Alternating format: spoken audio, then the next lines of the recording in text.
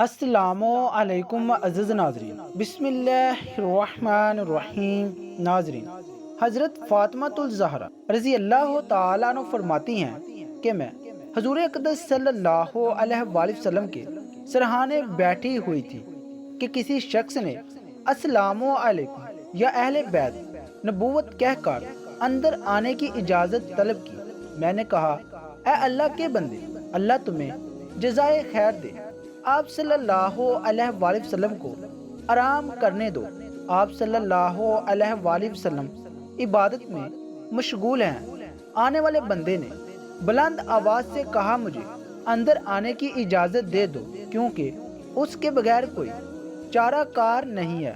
اور اسی وقت میں آپ صلی اللہ علیہ وآلہ وسلم نے اپنی آنکھیں کھولی اور سیدہ فاطمہ رضی اللہ تعالی عنہ سے فرمایا، تمہیں پتہ ہے تم کس سے بات کر رہی ہو؟ میں نے عرض کیا، نہیں حضور پاک صلی اللہ علیہ وآلہ وسلم نے فرمایا، یہ ملک الموت ہے، انہیں اندر آنے کی اجازت دے دو۔ حضرت اسرائیل علیہ السلام اندر آئے اور آتے السلام علیکم یا رسول اللہ کہا۔ پھر آپ صلی اللہ علیہ وآلہ وسلم نے جواب میں وعلیکم السلام یا امین اللہ کہا۔ پھر حضرت اسرائیل علیہ السلام فرمانے لگے، مجھے اس ذات کی قسم ہے جس نے آپ کو پیغمبر بنا کر بھیجا ہے، یا رسول اللہ صلی اللہ علیہ وآلہ وسلم، پہلے میں نے کبھی کسی سے اجازت طلب نہیں کی اور آئندہ بھی کسی سے طلب نہیں کروں گا۔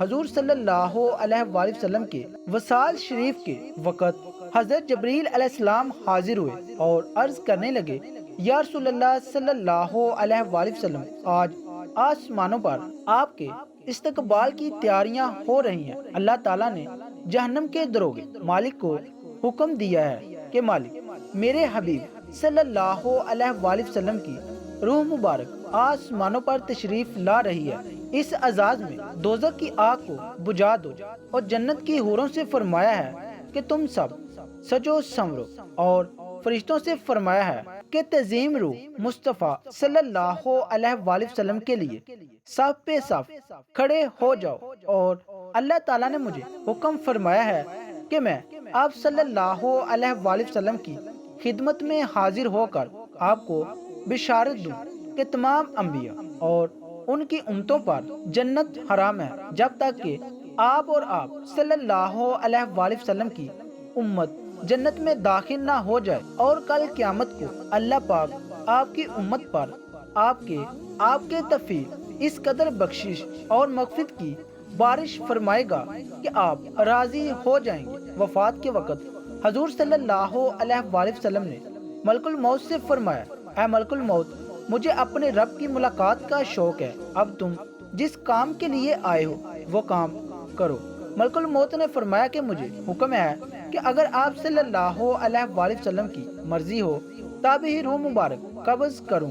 حضور صلی اللہ علیہ وآلہ وسلم نے ملک الموت کو روح قبض کرنے کی اجازت دے دی۔ ملک الموت نے روح مبارک قبض کرنا شروع کر دی۔ موت کی تکلیف سے حضور صلی اللہ علیہ وآلہ وسلم کی پیشانی پر پسینہ آیا۔ سکرات کی تکلیف شروع ہوئی تو فرمایا، اے اللہ، موت کی بڑی سخت تکلیف ہے، اے اللہ تو ہی موت کی تکلیف کو آسان کرے گا۔ مٹی کے پیالے میں پانی بھر کر رکھوایا یا موت کی گھبراہٹ میں بار بار پانی میں ہاتھ ڈالتے اور وہ ہاتھ اپنے منہ پر پھیرتے اور فرماتے، اے اللہ مجھے اپنے پاس بلا لے۔ حضرت فاطمہ رضی اللہ تعالی عنہ نے کہا، یا رسول اللہ صلی اللہ علیہ وآلہ وسلم، آج آپ کو بہت تکلیف ہے۔ پھر آپ صلی اللہ علیہ وآلہ وسلم نے فرمایا، اے فاطمہ، آج کے بعد تیرے بابا پر کوئی تکلیف نہیں ہوگی۔ اے فاطمہ، جب میرا انتقال ہو جائے تم انا للہ و انا الیہ راجعون کہنا۔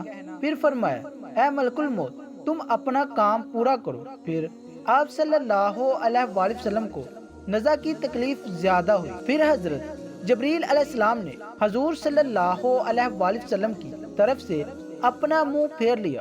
حضور صلی اللہ علیہ وآلہ وسلم نے فرمایا، اے جبریل، کیا اس وقت میرا منہ تمہیں اچھا معلوم نہیں ہوتا؟ جو تم نے منہ پھیر لیا۔ پھر حضرت جبریل علیہ السلام روئے اور عرض کرنے لگے، یا رسول اللہ صلی اللہ علیہ وآلہ وسلم، کس دل سے آپ کی نزع کی حالت دیکھ سکتا ہوں؟ پھر حضور صلی اللہ علیہ وآلہ وسلم نے فرمایا، اے لوگو، دیکھو نماز کی حفاظت کرنا۔ یہ فرما کر پھر رسول اللہ صلی اللہ علیہ وآلہ وسلم نے فرمایا، یا رب امت۔ یہ کہتے کہتے آپ صلی اللہ علیہ وآلہ وسلم کی جان سینے تک پہنچ چکی تھی، نیچے کے جسم کی جان نکل چکی تھی، مگر امت گناہ گار کا کلمہ منہ پر جاری تھا۔ حضرت جبریل علیہ السلام نے عرض کیا، رب العالمین فرماتا ہے کہ اس امت کی اس قدر محبت آپ کے دل میں کس نے ڈالی؟ تو آپ صلی اللہ علیہ وآلہ وسلم نے فرمایا، اللہ تعالیٰ نے، کہ اللہ تعالیٰ فرماتا ہے آپ صلی اللہ علیہ وآلہ وسلم امت پر 1000 درجہ آپ سے زیادہ مہربان ہے۔ اے نبی صلی اللہ علیہ وآلہ وسلم، تم اپنی امت کو میری سپرد کر کے موت کی تکلیف کو آسان کیجیے۔ یہ سن کر آپ صلی اللہ علیہ وآلہ وسلم نے فرمایا کہ اب میرا دل ٹھنڈا ہوا، اور آپ صلی اللہ علیہ وآلہ وسلم نے فرمایا، اب مجھے بلا لے۔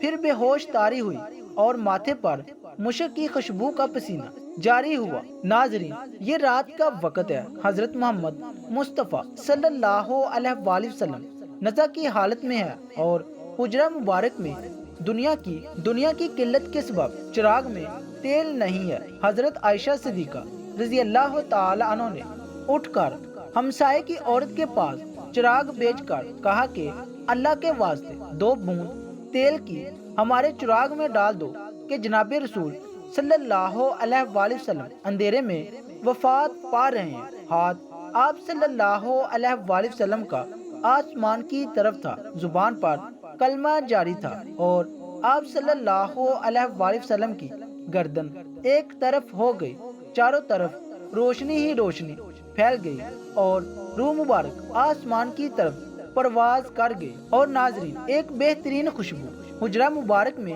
پیدا ہوئی۔ طبیعت نے جان لیا کہ حضور صلی اللہ علیہ وآلہ وسلم براق پر سوار ہوئے واپس نہ آئیں گے۔ حضرت علی رضی اللہ تعالی عنہ نے فرمایا کہ میں نے ملک الموت کی آواز سنی کہ روح مبارک قبض کر کے چلے تھے، روتے جاتے تھے، اور واہ محمد کہتے جاتے تھے۔ حضرت فاطمہ رضی اللہ تعالی عنہ نے جب دیکھا کہ روح مبارک پرواز کر گئی، حضور صلی اللہ علیہ وآلہ وسلم کے پاس آ کر چہرہ مبارک کو دیکھا۔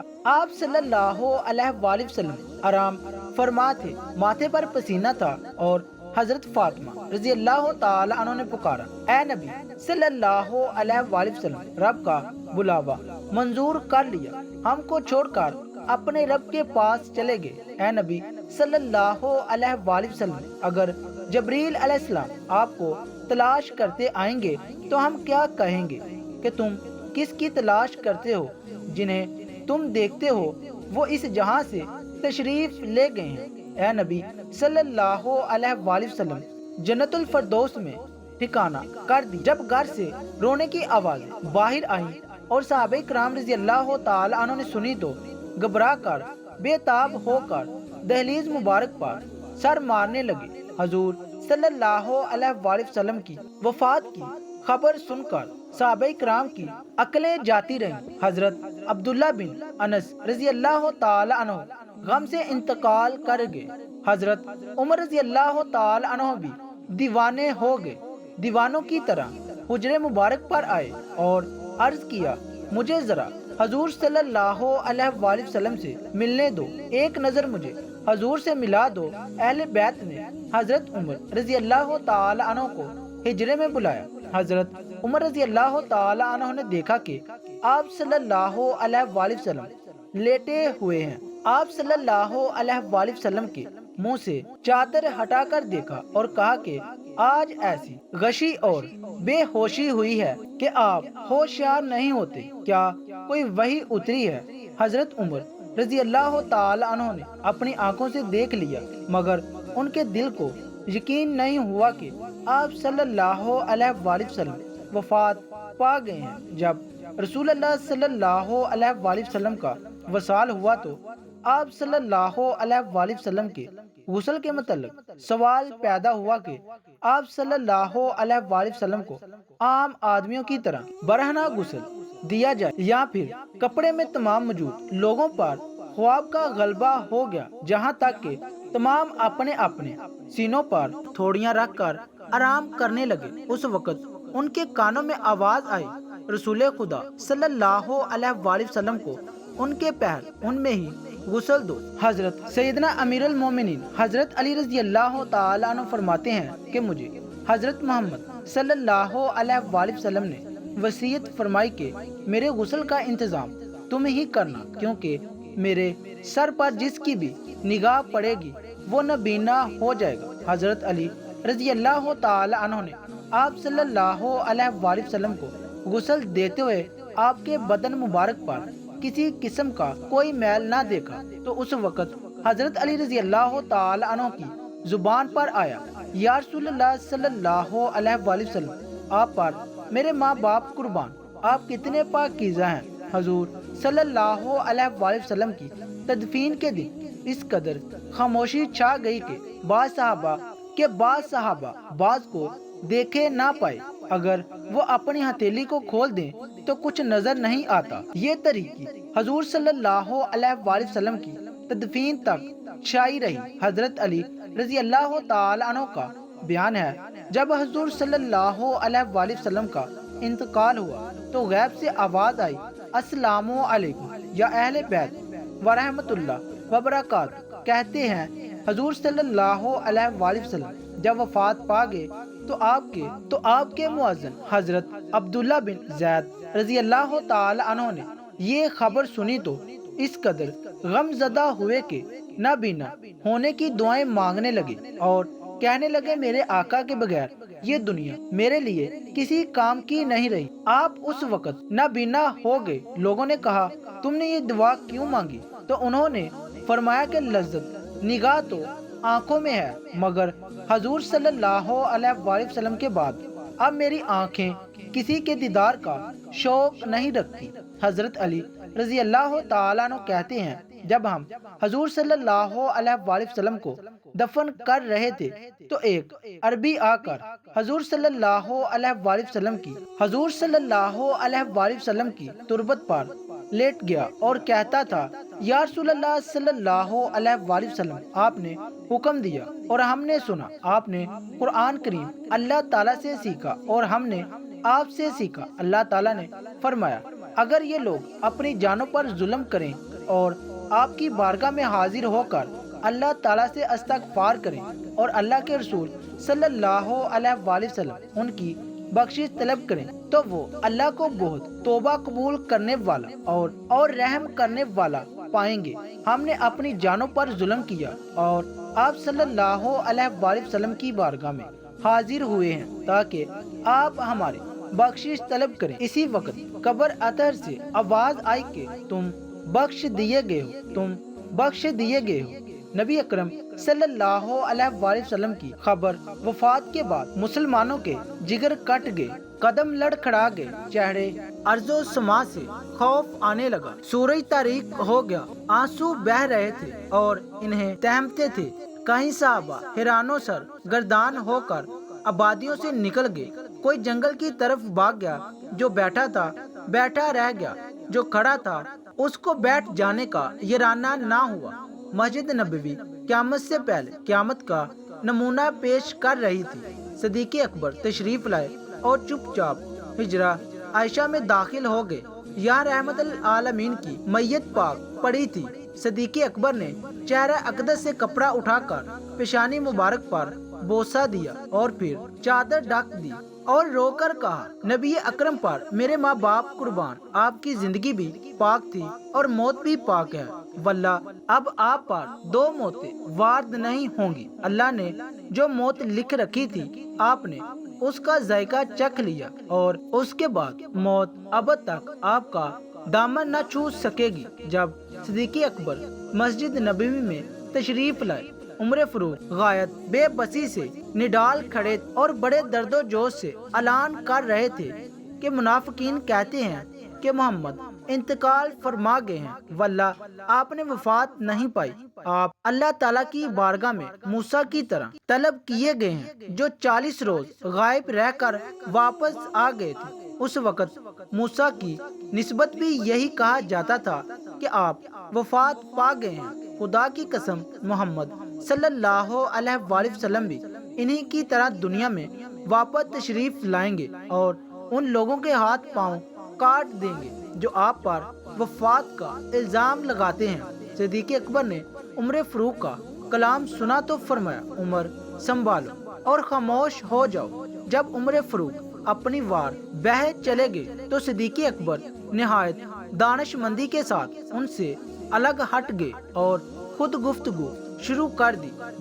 جب حاضرین مسجد بھی عمر کو چھوڑ کر ادھر متوجہ ہو گئے، آپ نے پہلے حمد و ثنا بیان کی، پھر فرمایا، اے لوگو، تم میں سے جو شخص محمد کو پوجتا تھا وہ سمجھ لے کہ محمد وفات پا گئے، اور جو شخص خدا کا پرستار ہے وہ جان لے کہ اللہ تعالیٰ زندہ ہے اور وہ کبھی مرے گا نہیں، اور یہ حقیقت خود قرآن پاک نے واضح کر دی ہے۔ ترجمہ: نہیں ہے محمد مگر ایک رسول، ان سے پہلے رسول گزر چکے ہیں، کیا اگر وہ مر جائیں یا شہید ہو جائیں تو تم دین سے برگزشتہ ہو جاؤ گے؟ جو شخص برگزشتہ ہو جائے گا وہ اللہ تعالیٰ کو کچھ نقصان نہ پہنچا سکے گا، اور اللہ عین قریب شکر گزاروں کو جزا دے گا۔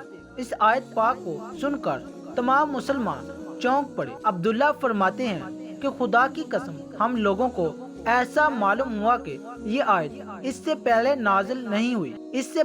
نازل ہی نہیں ہوئی تھی۔ حضرت عمر فرماتے ہیں کہ ابو بکر سے یہ آیت سن کر میرے پاؤں ٹوٹ گئے اور کھڑا رہنے کی قوت باقی نہیں رہی تھی۔ میں زمین پر گر پڑا اور مجھ کو یقین ہو گیا کہ واقعی محمد رحالت فرما گئے ہیں۔ سیدہ فاطمہ غم سے نڈال تھی اور فرما تھی، پیارے باپ نے دعوت حق کو قبول کیا اور فردوس بری میں نزول فرمایا۔ وہ کون ہے جو جبریل امین کو اس حادثے غم کی اطلاع کر دے؟ الہی فاطمہ کی روح کو محمد کی روح کے پاس پہنچا دے۔ الہی مجھے دیدار رسول کی مسرت عطا فرما دے۔ الہی مجھے اس میت کے ثواب سے بہرہ ور کر دے۔ الہی مجھے رسول امی کی شفاعت سے محروم نہ رکھنا۔ سیدہ عائشہ صدیقہ رضی اللہ تعالی عنہ کے دل و جاں پر غم کی گٹائیں چھا گئی تھی اور زبان اخلاق پیغمبر کی